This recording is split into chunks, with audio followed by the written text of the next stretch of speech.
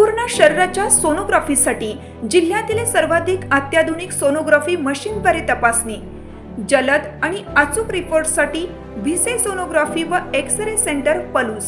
संपूर्ण शरीराची सोनोग्राफी, सर्व pregnancy scans, fetal 3D 4D scan, colour Doppler, digital x-ray, elastography, anomaly scan यासह दर गुरुवारी 2D इकोची सुविधा।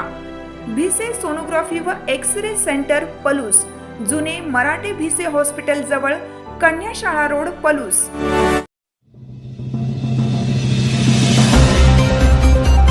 बांबवडे धुलीवंदनाच्या पार्श्वभूमीवर 16 शेळ्या बोकडांची चोरी, शेतकऱ्यांच्या सतर्कतेमुळे 10 जनावरे परत मिळाली।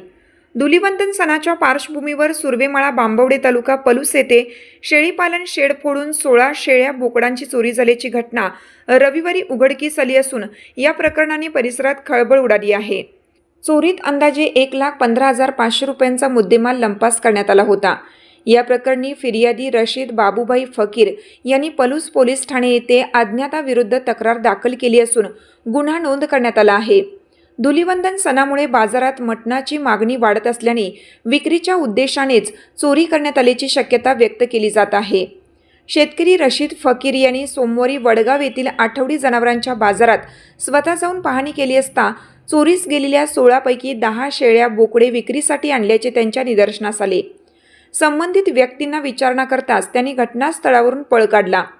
फिर्यादी यांनी तत्परता दाखवत त्या 10 शेळ्या ताब्यात घेत पुन्हा सुर्वेमाळा येथे आणल्या आणि पोलिसांना माहिती दिली। फिर्यादीच्या कार्यतत्परता व समयसूचकतेमुळे चोरीतील मोठा मुद्देमाल परत मिळाला असून उर्वरित शेळ्या बोकडांचा शोध सुरू आहे। या घटनेचा पुढील तपास पोलीस निरीक्षक सिद्धेश्वर जंगम यांच्या मार्गदर्शनाखाली महिला पोलीस हवालदार रुपाली कुरणे करीत आहेत। पोलिसांकडून संशयितांचा शोध वेगाने सुरू असून उर्वरित जनावरे लवकरच हस्तगत होतील असा विश्वास व्यक्त करण्यात येत आहे।